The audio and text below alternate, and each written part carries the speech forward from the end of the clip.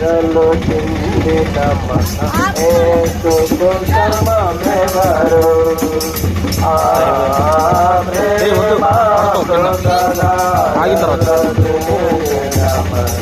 యేసుకు సమమెవరు ప్రేమయతానై నిలచి ప్రేమోకులని బల్కి ప్రేమోకులని బల్కి ప్రేమతో ప్రాణము వేసి ప్రేమతో ప్రాణము వేసి ప్రేమ నగరికి చలి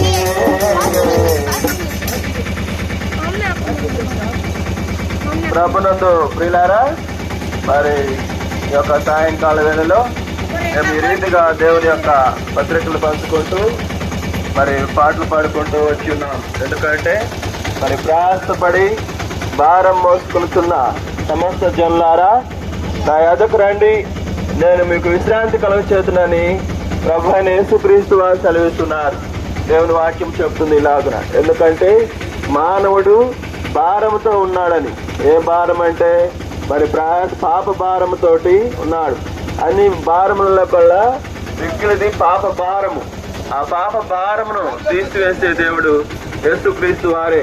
మనుషులు ఏ భారమైనా తీసివేయగలరు కానీ పాప భారమును తీసివేసే యేసుక్రీస్తు. ఎందుకంటే ఆయనకు మరి పాపం ఎంత ఘోర పాపాత్మైనా ఆయన క్షమించే దేవుడు. మరి పాపమును క్షమించటకు భూమి మీద మనుషు కుమారునికి అధికారం కలదని రాయబడింది. అయితే మరి ఆయన పాపము క్షమించే దేవుడు, పవిత్రపరిచే దేవుడు, నీతిమంతులుగా చేసే దేవుడు, ఆయన రక్తంతో కడిగి శుద్ధులుగా చేసే దేవుడు. అందుకు కాబట్టి మరి భారం మోసుకున్నటువంటి ఏమంటున్నాడంటే ఈ భారము కోపము ఆయన నిన్ను ఆదుకొని కాకండి. భారం భరించే దేవుడు, వర్ణించే దేవుడు. ఎటువంటి భారములు ఉన్నా సరే మరి ఆయన మీద వేసినట్లయితే ఆయన ఏమంటున్నాడంటే ఈ భారం తీసివేసే దేవుడు, మరి విశ్రాంతినిచ్చే దేవుడు, నెమ్మదినిచ్చే దేవుడు, శాంతినిచ్చే దేవుడు, సమాధానంనిచ్చే దేవుడు, ఆనందంనిచ్చే దేవుడు, అన్నిటికీ ముందుగా రక్షణిచ్చే దేవుడు, రక్షణ బాటనిచ్చే దేవుడు. మరి ఇటువంటి ప్రభు అయిన యేసుక్రీస్తు వారిని వెరిగినట్లయితే నిత్య జీవము, పరలోక రాజ్యం, మోక్ష భాగ్యం చేరుకుంటావు.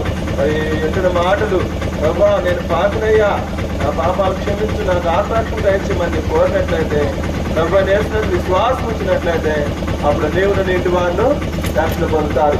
ఈ యొక్క క్షేమం కోసమై ప్రార్థన చేసి మేము ముందు కొనసాగలుగుతాం.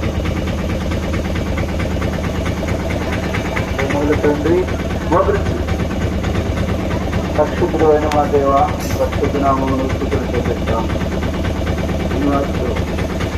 మీరు ప్రేమించి అద్భుత సాయంకాల సమయమందు మీరు ఇచ్చిన వాక్యమును బట్టి హృదయంలో మన ఆయన ముద్రించి మీరు కట్టి బలింపు చేయండి, రక్షణ కొరత సిద్ధపరచండి.